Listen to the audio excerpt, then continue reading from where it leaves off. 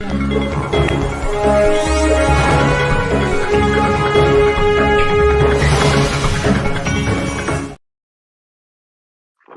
Morning, नमस्कार। आप सभी का बहुत-बहुत स्वागत है हमारे प्रोग्राम में और मैं हूँ आपके साथ बिंदु चावला। दोस्तों, हम अपने प्रोग्राम में कोशिश करते हैं कि आपके सवालों के जवाब दे सकें। आपकी जो कुछ शंकाएँ होती हैं ज़िंदगी को लेकर, जीवन को लेकर, उनको ठीक से समझा सकें, समझ सकें और इसमें हमारा साथ देती हैं बीना गुप्ता जी। चलिए स्वागत करते हैं बीना जी का। बीना जी, आपका बहुत-बहुत स्वागत है। धन्यवाद बिंदु। नमस्कार। बीना जी, जैसे कि मैंने कहा कि हम जीवन की उतार-चढ़ाव और बहुत सारी चीज़ों के ऊपर बात करते हैं। उसमें हम आपकी सहायता लेते हैं और मतलब कहीं ऐसा भी होता है कभी-कभी कि आपकी ज़िंदगी में भी उतार-चढ़ाव होते हैं। हम इस पर आज हम चर्चा करेंगे, लेकिन मैं आपसे रिक्वेस्ट करूँगी आप प्रोग्राम की शुरुआत करें। हम अपने प्रोग्राम की शुरुआत जैसे व्यूअर्स को बता दें गायत्री मंत्र से करते हैं। गायत्री मंत्र सद्बुद्धि का मंत्र है और हर काम के लिए हमें बुद्धि की सबसे पहले आवश्यकता होती है। परमपिता परमेश्वर, परम पूज्य गुरुदेव व वंदनीय माता जी के सूक्ष्म संरक्षण को महसूस करते हुए एक साथ एक स्वर में गायत्री मंत्र। ॐ भूर्भुवः स्वः तत्सवितुर्वरेण्यं भर्गो देवस्य धीमहि धियो यो नः प्रचोदयात्।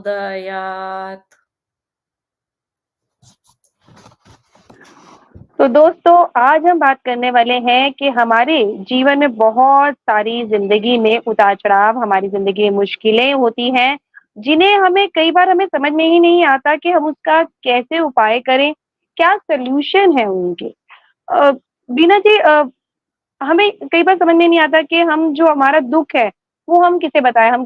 कई लोग कहते हैं भगवान को बताइए, बड़ों को बताइए, पर एक्चुअल हम अपने दुखों को किस तरह से उनसे छुटकारा पा सकते हैं? देखिए, वैसे तो सबसे अच्छा है कि कोई अपना विश्वास पात्र हो, अगर हमें किसी इंसान से ही कहना है तो। और अगर कोई इंसान नहीं है तो अपने गुरु से, और गुरु भी नहीं है तो ईश्वर तो है ही। क्योंकि देखिए सबसे पहले कि हम पास किसके पास बैठे ये हमें समझना होगा। क्योंकि जिसके पास हम बैठेंगे, निश्चित रूप से हमारे ऊपर भी उसका असर पड़ेगा। अगर अच्छे व्यक्ति के पास बैठेंगे तो अच्छे, और बुरे के पास में बैठेंगे तो बुरा असर पड़ेगा हमारे ऊपर। मतलब संगत का असर पड़ेगा। संगत का असर आता ही है हमारे पास में। तो इसलिए सबसे अच्छा है कि हम ईश्वर के पास बैठें। क्योंकि ईश्वर के जो गुण हैं वो फिर हमारे अंदर भी आने लगेंगे। और इसी को ही अगर हम कहें तो सही मायने में ये हमारी उपासना भी होती है।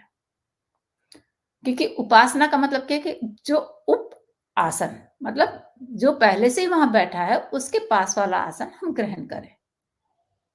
क्योंकि आप उसी के आसन पर तो जाकर नहीं बैठेंगे। अगर आपके पास कोई आकर बैठ रहा है तो इसका मतलब वो आकर आपके पास में बैठ रहा है। आप पहले से वहां बैठे हुए हैं। और अगर आप किसी के पास जाकर बैठ रहे हैं तो इसका मतलब वो वहां पहले से उपस्थित है और आप फिर उसके पास में जाकर बैठ रहे हैं। तो अगर हम ईश्वर के पास में बैठेंगे तो हमारे पास में ईश्वर के गुण आएंगे।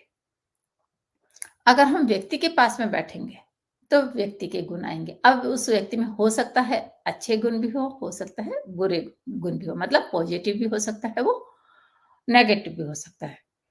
क्योंकि किसी भी व्यक्ति के दो रूप होते हैं। देखिए, उसका बाह्य रूप क्या होगा, जो मतलब दिख रहा है, और अंदर उसके मन में क्या चल रहा है वो अलग होगा। क्योंकि अंदर और बाहर एक होना, तो इसका मतलब वो व्यक्ति महान बन गया, तो वो ईश्वर की श्रेणी में ही आ जाएगा। ऐसे व्यक्ति का मिलना मुश्किल होता है, और अगर मिल जाता है तो उस व्यक्ति की बहुत कहते हैं खुशकिस्मती है कि उसको ऐसा व्यक्ति मिल गया। तो दो रूप को मतलब बाहर अंदर, या फिर हम ऐसे भी कह सकते हैं हमारा स्थूल शरीर और सूक्ष्म शरीर, या फिर हम ऐसे भी समझ सकते हैं भौतिक शरीर है और एक आध्यात्मिक शरीर हो गया। इस तरह से दो चीजें हो गई। अब भौतिक शरीर के लिए क्या होगा, हमें भौतिक चीजों की आवश्यकता होगी, भौतिक सुख सुविधाएं चाहिए, उसके लिए परिवार भी चाहिए। लेकिन जो अपनी चेतना है, जो हमारा सूक्ष्म शरीर है, आध्यात्मिक शरीर है, उसका भी अपना अस्तित्व रहता है। उसका भी अपनी सोच, विचार, चिंतन उसी का रहता है। अगर हम सही मायने में कहें, तो हमारा जो शरीर है, उस अपने सूक्ष्म शरीर के अनुसार ही चलता है। अब इसके 2 लक्षण विशेष होते हैं। क्या होता है कि सबसे पहला जो कुसंस्कार हैं हमारे, जो हम जन्मों से लेकर चले आ रहे हैं, या कहते हैं नेगेटिविटी है, काया कलशमत है, उनसे हमको मुक्ति पाना होता है इस शरीर से। दूसरा है कि हमको भगवान के पुत्र हैं, कहते हैं ईश्वर के पुत्र हैं, ईश्वर ने हमें अपना पुत्र बनाकर भेजा है, हम उसके बेटे-बेटी हैं, तो उसके राजकुमार हैं, उसके तो अब उसके बेटे हैं तो हम उसके उत्तराधिकारी भी हैं, हमको वसीयत में क्या चीज़ मिलेगी? जो उसके पास में है वही हमें मिलेगा। तो अब इनमें हमें क्या लेना है? सबसे पहले तो वो समझना होगा। अब ईश्वर की चीज़ है, अगर हमें वो पानी है तो हमें क्या वैसा ही बनना होगा, वैसे ही हमको काम करने होंगे, तभी हम उसकी वसीयत के हकदार होंगे। अगर नालायक बेटे होंगे तो कोई भी पिता अपने बेटे को वसीयत नहीं करेगा। जो उसका उत्तराधिकारी बनना है तो हमें उसी के लायक बनना पड़ेगा। इसलिए अगर हम इन बातों को ध्यान रखते हैं, तभी हमारे इस शरीर से हम स्वस्थ रखेंगे, और स्वस्थ रहने पर ही हम अपना आत्म कल्याण कर सकते हैं। इन दोनों में हमारा संतुलन होना चाहिए कि हमारा शरीर भी स्वस्थ रहे और हमारी आत्मा की भी उन्नति होती रहे, कि हम ईश्वर के पुत्र कहलाने लायक बन सकें। इसके लिए जो चेतन जगत है, जो सूक्ष्म जगत है, उससे हमको अपना संबंध बनाना पड़ता है। इसलिए जो मैंने आपको पहले बताया कि हमको ईश्वर के पास बैठना चाहिए। अब संबंध कैसे बनाना पड़ता है? जैसे अगर हम अपने घर में बिजली का कनेक्शन लाना चाहते हैं, तो क्या होगा? हम सीधा तो बिजली से नहीं जुड़ेंगे, ठीक है ना? उसके लिए कितने सारे मतलब ट्रांसफार्मर से हम सीधे नहीं जुड़ेंगे। लेकिन उसके अनुसार हम व्यवस्था बनाते हुए लेकर आएँगे, और तब हम उसका उपयोग कर पाने में संभव होंगे। तो ठीक इसी प्रकार अगर हमें ईश्वर की सहायता को प्राप्त करना है, तो उसी प्रकार के हमें प्रयास करने पड़ेंगे, पुरुषार्थ करने पड़ेंगे, और तब हम उसके पास बैठेंगे तो हम उसके जैसा बन पाएँगे। तो कहीं न कहीं कहते हैं ना, खरबूजे को देख के खरबूजा रंग बदलता है, तो अच्छी संगत में रहेंगे तो अच्छा ही हमें हमेशा मिलता है। लेकिन फिर भी कहीं न कहीं हम भगवान के पास ही बैठते हैं, तो हमें जो सांसारिक दुःख है, जो हमें कहा जाता है कि बहुत सारी चीज़ों की वजह से कई बार हमारे पास होता भी है, तो भी हमें दुःख होता है उन चीज़ों का, कि शायद हमारे पास कम है। तो सांसारिक दुःखों का जो से छुटकारा है, उसके लिए क्या उपाय है? देखिए, ईश्वर क्या कहता है? ईश्वर अगर हम प्रकृति को देखें तो हर चीज़ डिसिप्लिन में रह रही है। कोई पल उसका ऐसा नहीं है कि इधर से उधर एक क्षण भी होता हो। डिसिप्लिन, तो ईश्वर हमें डिसिप्लिन में रहना सिखाता है, ठीक है? ईश्वर ने हमको श्रम दिया है, समय दिया है, बुद्धि दी है, सब चीज़ दी है हमको, और खूब खुल के दिया है। ऐसा नहीं है कि कोई भी चीज़ हमें कम दी है। लेकिन जो हमारे मन में नेगेटिविटी होती है, अभाव, उससे क्या होता है, हम हर चीज़ का अभाव महसूस करते हैं। अपने अंधकार को बढ़ाते हैं, अज्ञान को बढ़ाते हैं।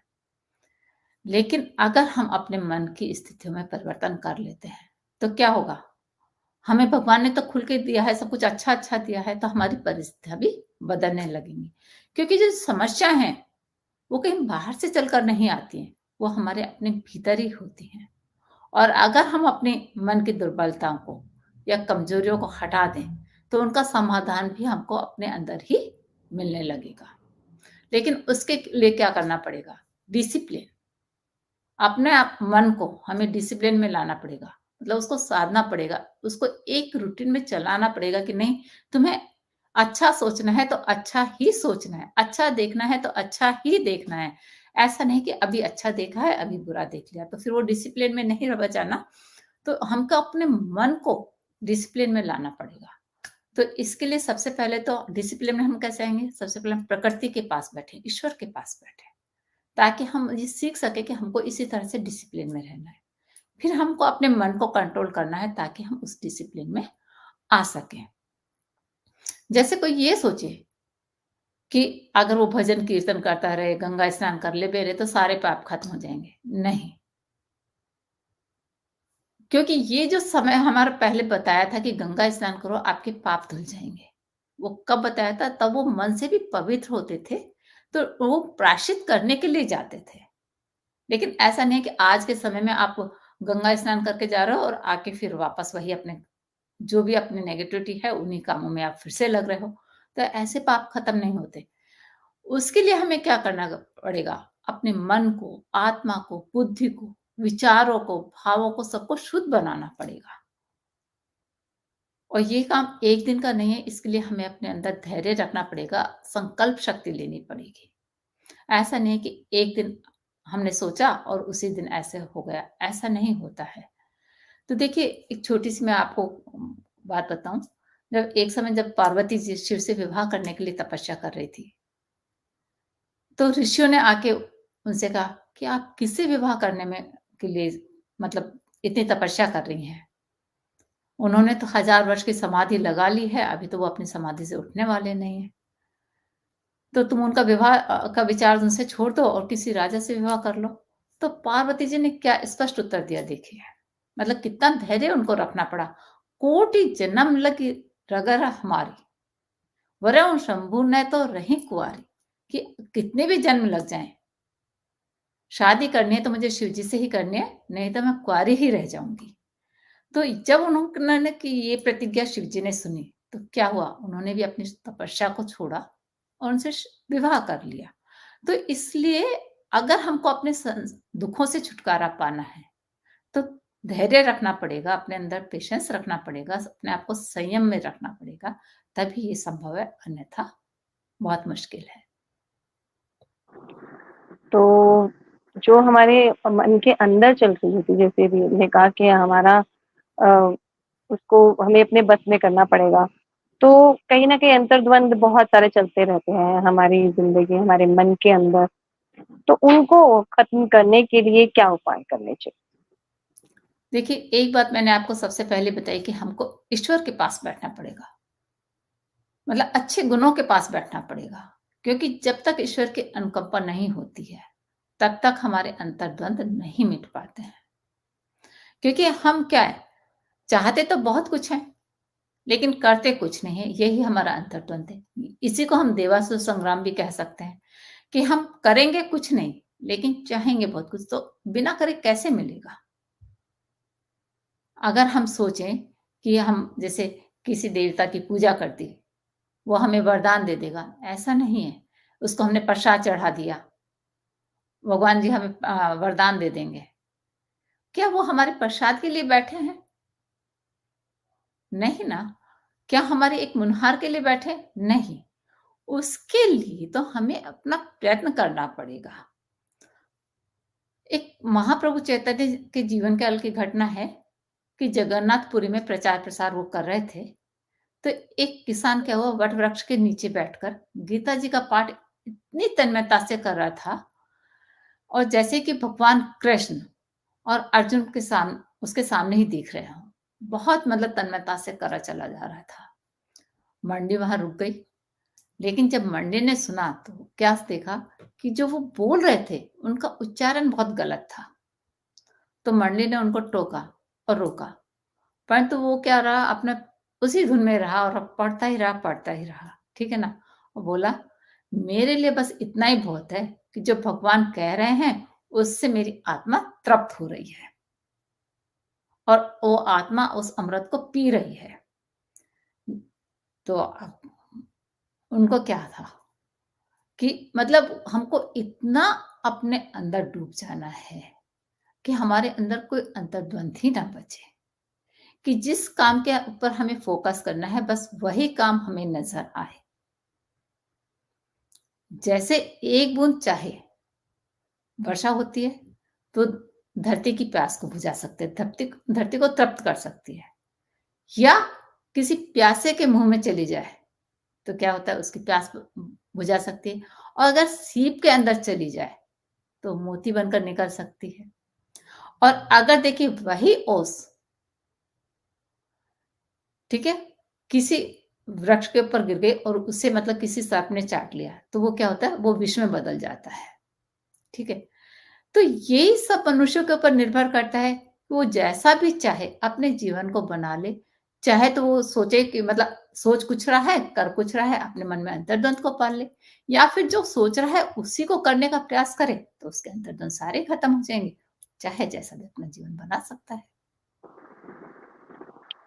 जी, तो कहीं न कहीं आपको अपने अंदर देखकर, अपनी क्षमताओं को देखकर कार्य करने चाहिए, और अगर आप उनसे थोड़ा ऊपर या नीचे करते हैं, तो कहीं न कहीं हमारे मन में अंतर्द्वंद होना तो स्वाभाविक होता है।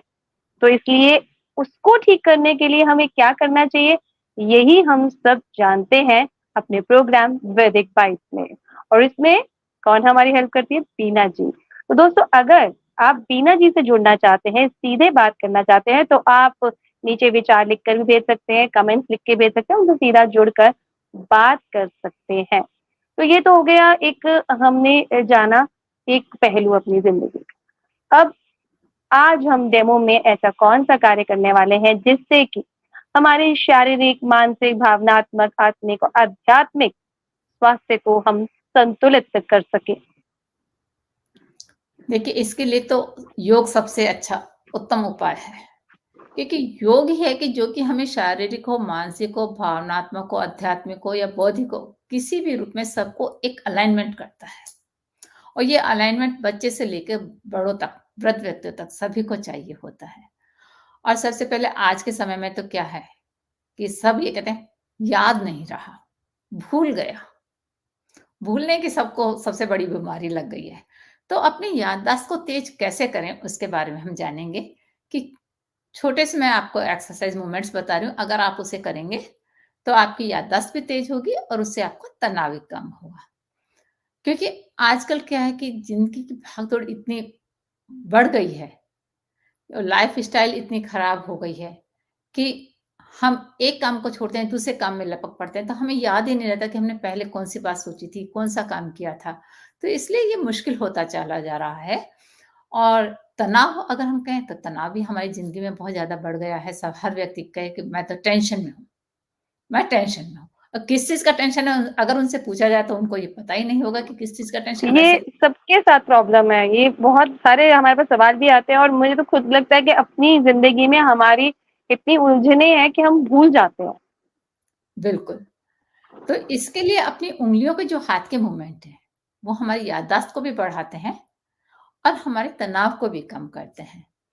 तो एक हाथ की सभी उँगलियों को क्या होगा कि जस्ट ऐसे हाथों को, दोनों हाथों को मिलाकर चोंच जैसा बना लें, और जैसे हम चिड़िया की चोंच की तरह ऐसे रखें, और दोनों हाथों से एक-एक करके इस उँगली के मूवमेंट को 50 बार दोहराएँ।